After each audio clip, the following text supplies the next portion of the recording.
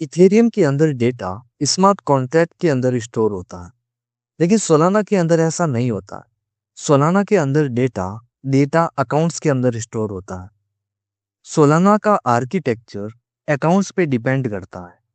Solana और Ethereum काफी different है। अगर आप सोलाना डेवलपमेंट सीखना स्टार्ट कर रहे हैं तो सबसे पहले आपको सोलाना अकाउंट मॉडल को समझना बहुत इंपॉर्टेंट है। इस वीडियो के अंदर हम 4 इजी स्टेप के अंदर सोलाना अकाउंट मॉडल को समझेंगे। चलिए शुरू करते हैं।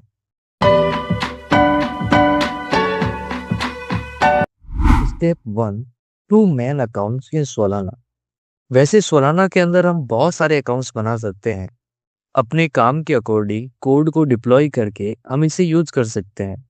काफी सारे अकाउंट्स बना सकते हैं, जैसे token account, PD account, user account. लेकिन अगर सोलाना की कोर आर्किटेक्चर को देखें, मेनली 2 अकाउंट्स होते हैं।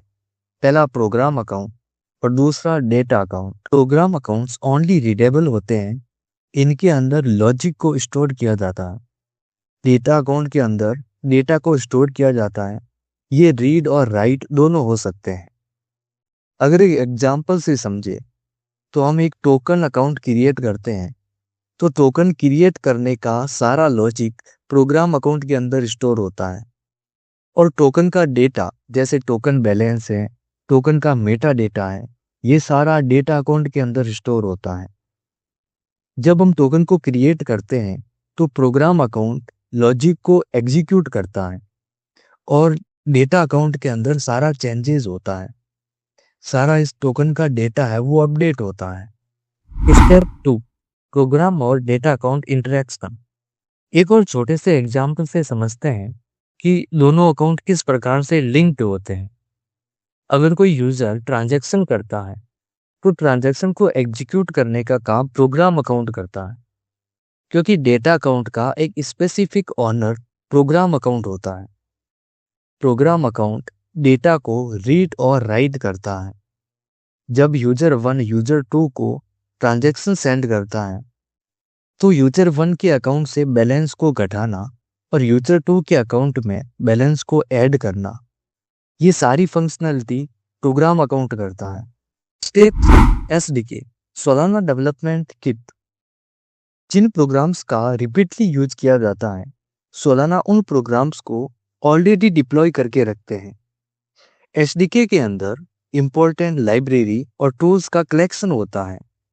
डेवलपर्स इसे अपने प्रोजेक्ट के अंदर इनकी डिपेंडेंसीज को इंस्टॉल करके सीधा यूज कर सकते हैं।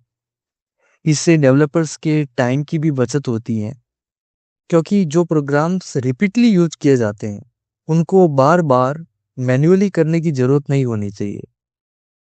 इसलिए डेवलपर्स के लिए एसडीके काफ़ी हेल्पफुल होती है। यहाँ कुछ एसडीके के एग्जाम्पल हैं, जैसे सिस्टम प्रोग्राम अकाउंट्स और ट्रांजैक्शंस को मैनेज करता है। एसपीएल टोकन प्रोग्राम कोई न्यू टोकन क्रिएट करने के लिए यूज होता है। मीमो प्रोग्राम जब कोई ट्रांजैक्शन हो रही होती है तो उसके साथ एक नोट को ऐड करने के लिए यूज होता है। स्टेक प्रोग्राम यानी कि सोल को स्टेक करना और रिवार्ड को डिस्ट्रीब्यूशन करने का काम करता है। और मेटाप्लेक्स प्रोग्राम यानी टोकन और एनएफटीज के मेटा डेटा को स्टोर करता है। ये कुछ एसडीकेज है जिनको सिंपली इंस्टॉल करके हम सीधे यूज कर सकते हैं। Step 4, why is the Solana account model special. Ethereum के अंदर स्मार्ट कॉन्ट्रैक्ट सिंगल थ्रेडेड होते हैं, यानी एक टाइम में एक ही ट्रांजैक्शन प्रोसेस हो सकती है। सोलाना में पैरेलल प्रोसेसिंग अलाउ होती है, जिसमें एक टाइम में बहुत सारी ट्रांजैक्शंस एक साथ हो सकती है। जब प्रोग्राम अकाउंट एक बार एग्जीक्यूट होता है तो उससे जुड़े जितने भी डेटा अकाउंट होते हैं उन सब के अंदर डेटा अपडेट होता है, और इसी वजह से सोलाना में ट्रांजैक्शन फी लो होती है और ट्रांजैक्शन पर सेकेंड काफी हाई होता है।